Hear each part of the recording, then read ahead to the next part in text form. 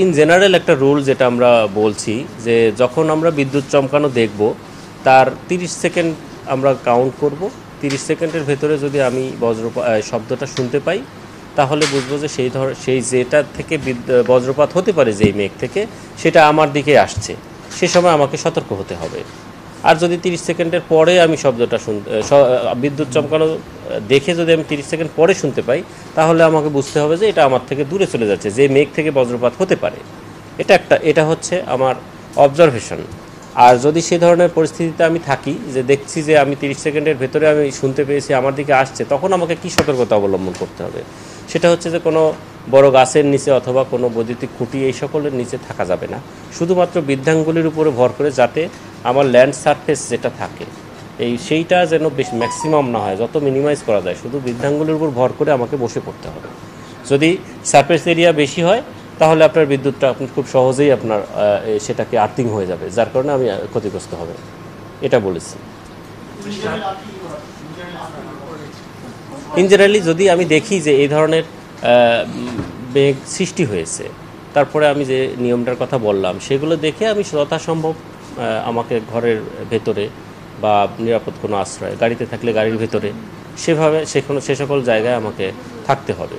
আর তারপরে যদি বিদ্যুৎ চমকানো দেখার পরে আমি যদি দেখি 30 সেকেন্ডে অধিক হয়ে গেছে, তার মানে ওটা আমার কাছ থেকে দূরে সরে যাচ্ছে, তখন আমি হয়তো বা আরও নিরাপদ স্থানে বা অন্য জায়গায় মানে চলাচল করতে পারি। এটা আজকে কন্টিনিউ করার সম্ভাবনা নেই, কেননা আমরা যে গতকালকে পর্যন্ত যে তাপপ্রবাহ ছিল সেটা আজকে আরও কিছু জায়গায় আরও কমে যাবে, প্রশমিত হয়ে যাবে।